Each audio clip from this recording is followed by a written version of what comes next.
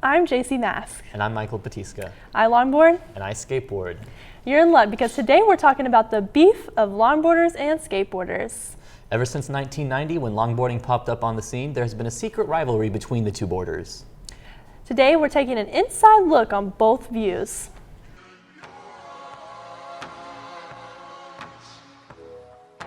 Longboarding is my outlet, my love, and my passion. There's so many types of longboarding styles like downhill, carving, dancing, free-riding, cruising.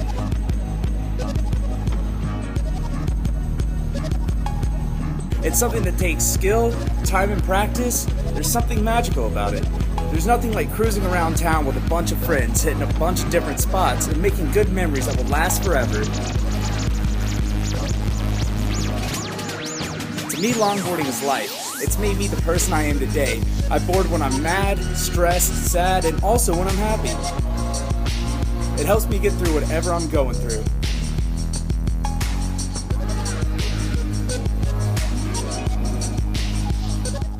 See, doesn't longboarding look awesome?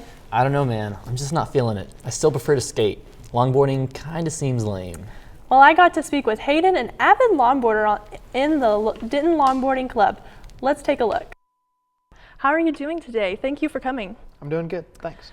When you first started to skate, did you start off on a longboard or a skateboard?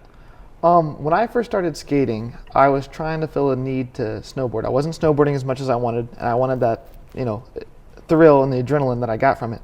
So longboarding, I thought would be more similar to snowboarding, so naturally I bought a longboard first. All right, you're gonna have to tell me the difference because I have no clue. What's the difference between skateboarding and longboarding? Skateboarding and longboarding, they're both skating. 4 wheels and a piece of wood.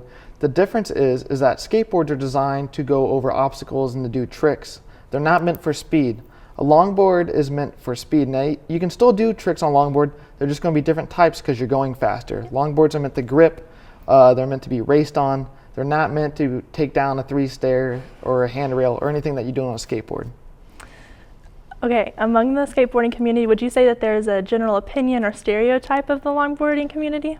Yeah, I would say, from what I hear when I skate, is that the skaters, they're not too fond of longboarding, and I think that's unfortunate because they're basing that off of what they see, and what they see are people on campus that aren't in control.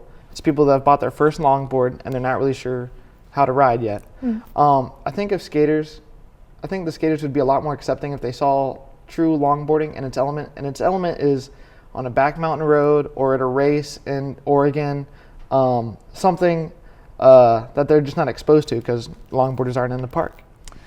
How does the longboarding community differ from the skating community?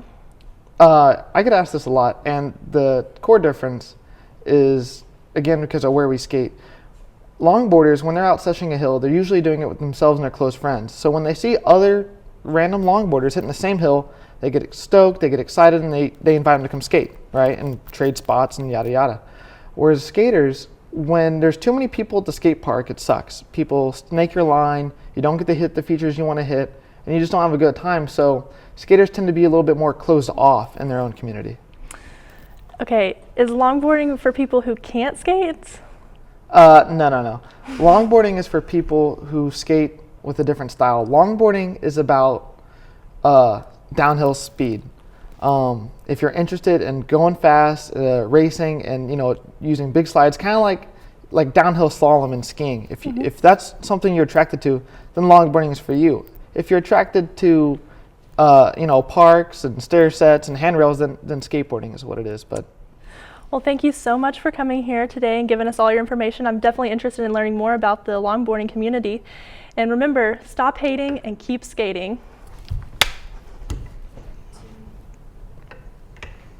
Hearing from Hayden still didn't nudge me a bit on longboarding. Y'all look like you're trying too hard to look cool. It's all about the speed and the slides. I bet you can't do that on your skateboard. No, but I went to local van store and talked to some hardcore skaters about their views on longboarding. Let's take a look. The difference between skateboarding and longboarding is that skateboarding is going to be for grinds, slides, taking it down a stair set, doing tricks, and then longboarding is going to be, the whole board is going to be shaped differently. Obviously it's going to be longer, The whole point of longboarding to me is that all you do is go down a hill or you like slide, and that's pretty much how I feel about that. When it comes to skateboarding versus longboarding, I definitely think that longboarding is viewed as kind of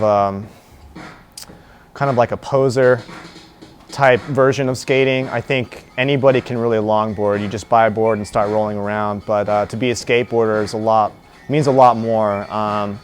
Skateboarders, I feel like, have a lot of pride in what they do. They practice really hard to perfect a trick. They get torn up, they get scratched up, they fall a lot. I think longboarding, you can kind of get away with just smooth sailing, playing it really safe, and you know, that's not viewed very positively amongst the skateboarding community. Like I said, we kind of look at them as posers. It basically looks like a fad to us, you know, especially right now. A lot of people are longboarding. So yeah, I'd say probably from skateboarders viewing longboarders, skateboarders probably don't look at longboarders with respect or anything like that. So. Skateboarders don't actually say that we don't like the longboarders. It's just kind of known that we don't like them because everyone feels like they get in the way. It's just too like mainstream. You know, I look at longboarders and I kind of think to myself, they're basically posers. They don't really know how to skate.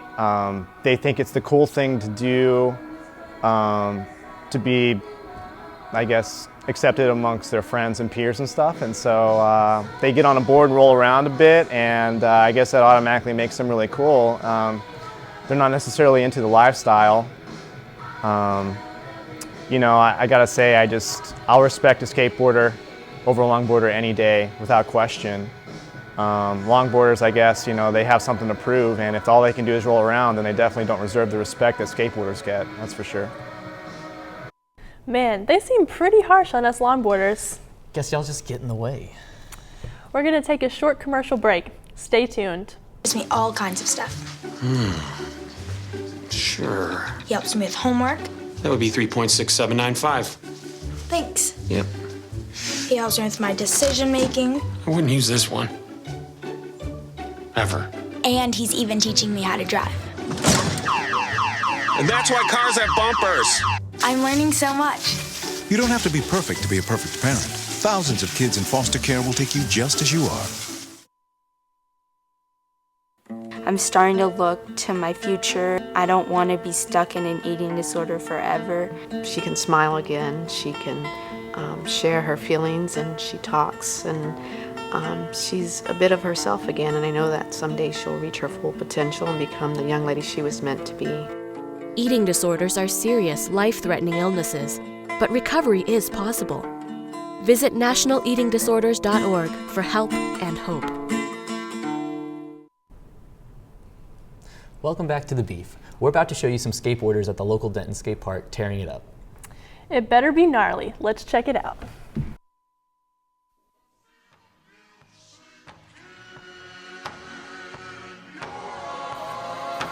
Honestly, I believe that skateboarding to many of us is what we make it. Nobody ever told us to step on a piece of wood, put some wheels on, and call it skateboarding.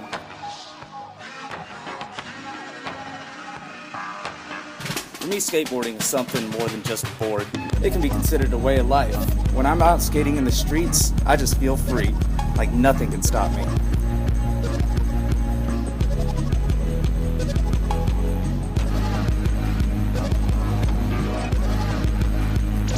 It's a way to define something or be different. Skateboarding is something that takes a lifetime to understand, because for us, when we step on a board, our whole world seems to light up with excitement and joy. It can be extreme and adrenaline-filled, I guess, by putting everything on the line and be rewarded for it. It is just something amazing.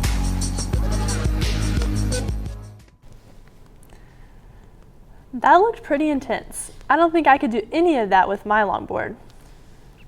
Now that we have seen both longboarders and skateboarders' sides, let's actually talk some common ground. JC was with her longboarder friend Zach, and he's going to show us how to complete a board setup. Enjoy.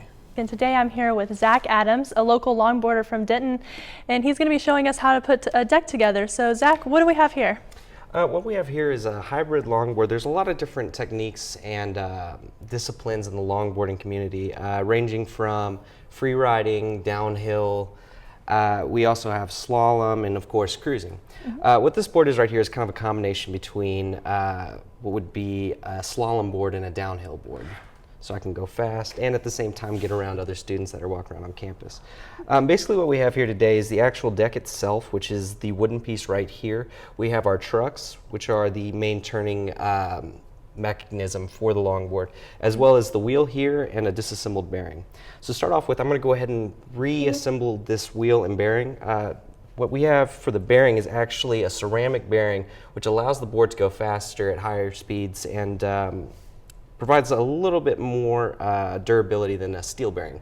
So what we'll do with this is I'm going to reapply what's called the dust guard, which keeps dust and keeps the bearings lubricated and keeps the dust out of the bearing itself. So what you do is just press that back in there.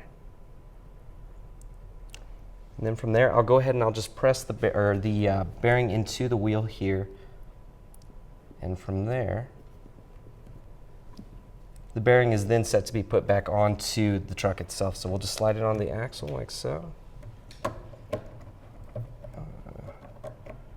I can get it on there.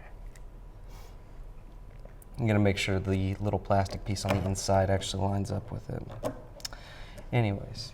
So after you put the wheel on, if we didn't have the technical difficulty, what would you do after that? From there, we just slide on the washer like so, and then you can just go ahead and tighten it back down with one of these Loctite nuts, which basically keeps the nut from backing off during riding sessions because it'll vibrate. There's a little plastic guard on the inside of the nut, and it will lock down as soon as you actually have it torqued down to where the wheel is. And if you notice here, whenever you actually have the wheel put back onto the truck, it doesn't actually have any give or pull to it. It's actually solid on there. That way it gives you a more stable ride overall.